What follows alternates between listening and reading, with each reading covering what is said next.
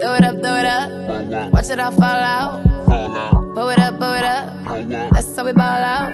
Throw it up, throw it up. Watch it all fall out. Blow it up, blow it up. Hi everyone, welcome to my channel. So if you're already watching this video, you already know the title. We will be talking about fake friends. So I have a story that I need to share with all of you, and I think many people can relate on, like, you know, having fake friends and, you know, having people around them that they think are in, you know, have their best interest, but in the end they don't. So I think, like, I was a sophomore, right? I started trying to be friends with this girl my freshman year. That was like around the same time that I've moved from Ghana, and it was hard out here. Like, I had no friends, I got no one to talk to other than my grandparents and my mom and my aunt, and it was hard. Like, you know, moving to a whole another world, a whole another country. It's like, it is a whole different out, like, you know. So it was hard. That's what I'm trying to say. It was really hard. So I was like trying to make friends, trying to fit in. So like, there was this girl at my school that was like, you know, she was not like, you know, like the prom queen, like, you know, person, but like she was very like popular and stuff like that. So I tried to, you know, be friends with her, and she lived like very close to like my house. So I was like, oh, you know what, I will try and be friends with this girl, and maybe, like, you know, I want to fit in, and maybe this girl can make me cool and stuff like that. Don't do that. Don't force yourself to make people your friend. Please don't do it, because you're gonna end up being heartbroken, and you're gonna end up having friends that don't care about you but just want to deal with you because they don't want to be mean. Yeah. So I remember we were not like much of friends. We were just like, you know, when we walk into school, we would see each other and we would say hello. And, you know, around that time, she was like the only person that was saying hello to me in like the entire school. She was the only one saying hi to me, like, you know, when she see me walking to school and stuff. So like, I'm like, oh my god, she's like the perfect friend. And I thought she was very pretty. She was like half black and half white, and she was so pretty, and I wanted to be her friend. But that is not what she already have her friends. She already have, you know, all her, you know, like a gang, like a clique kind of thing, you know. And I was just trying to fit in, but then she made me believe that she wanted to be my friend. But then I found out the hard way that she didn't want to be mean, so she didn't want me as her friend. So I went to at that time I didn't have a phone, so I went to New York, and my uncle got me a phone, and, you know, I called her. I wrote her number on a notebook. That was how desperate I was.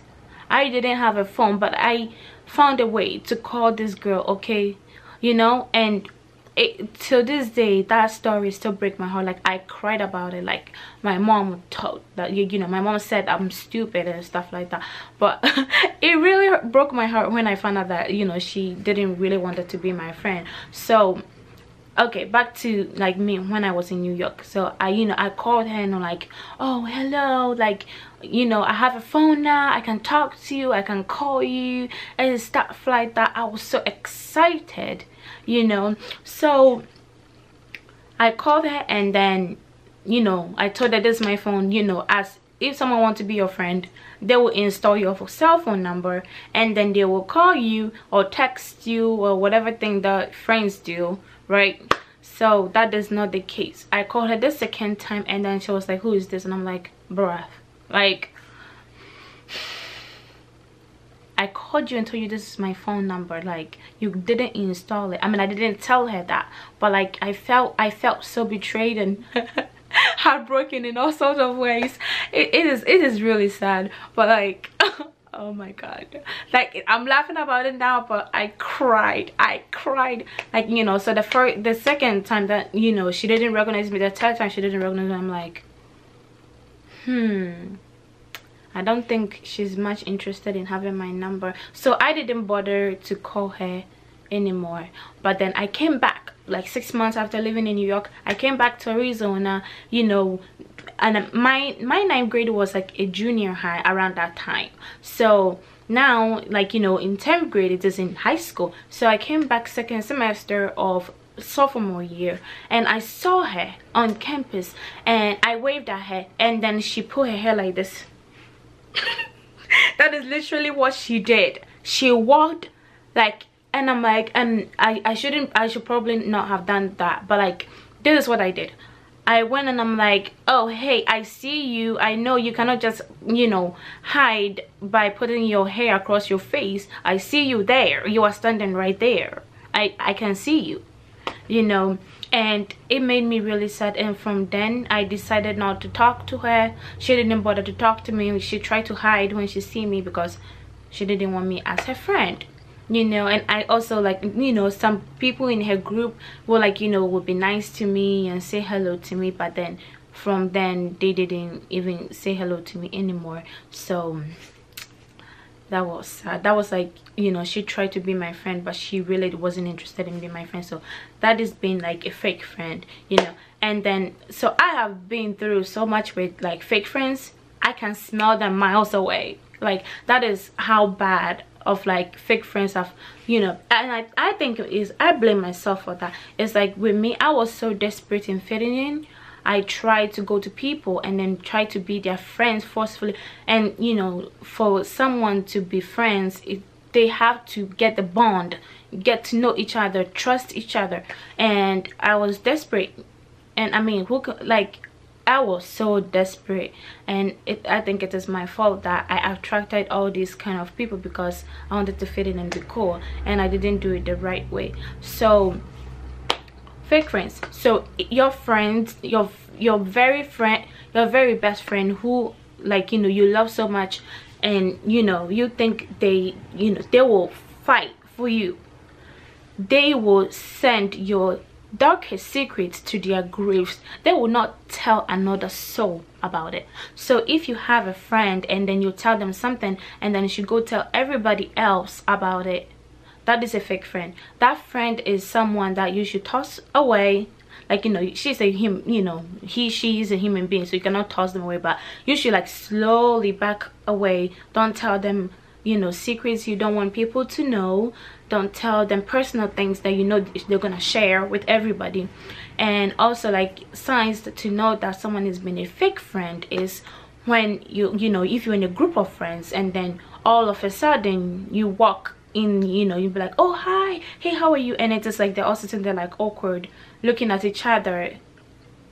They were talking about you. They were talking about you. I mean, I don't know if guys do this, but what I have witnessed with girls, that is how it is. Like, you will walk there and literally they will start like looking at each other, and they will stop the conversation, and you are like, oh, what's up, girls, and stuff like that. And then they try to like, oh, hey, how are you, like, you know, come here. And you know, they try to stop the conversation and bring something else up, you know. If you have friends, they should have your back, and they should be able to tell you whatever that they can tell the other friend in the group. So if immediately you show up, they stop and they start acting weird, and they start acting, oh hey, like, how you doing, like, wanna hug you, and so hard. Like, it is so forced, you know. It is so forced. You can smell it. It is so forced that it is just not, it is so fake, you know. If your friends forced to be nice, that is how you know they are fake friends, and you should probably find yourself some new friends. That is my opinion, because they will make you believe that they have your back, you know. They'll be there for you, you're their girl and stuff like that. And then the next minute you're gone, all 2 or 3 of them, they're gonna start talking about you. And then the thing is, like, it is so bad when, you know, you are confident and you share everything with your friends, you know, that you are in a group, and then it's like they never want to share anything about their life and their secret with you. You are left out. You are like the you know, you are like the third wheel.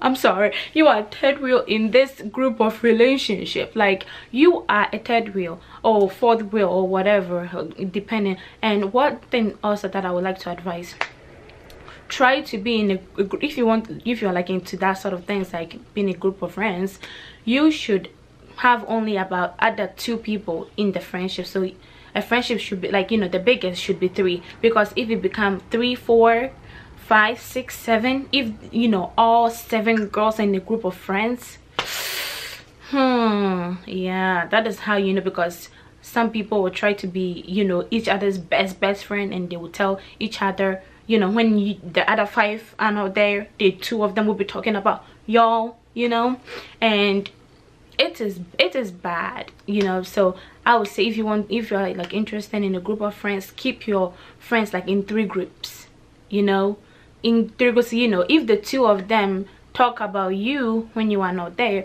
at least it's just 2 people. But if you are not there and about 6 of them are talking about you, the betrayal is just too much. You know, you feel betrayed, you feel unloved. And like, I mean, if you're weak like me, you're gonna stay in your room and cry all day.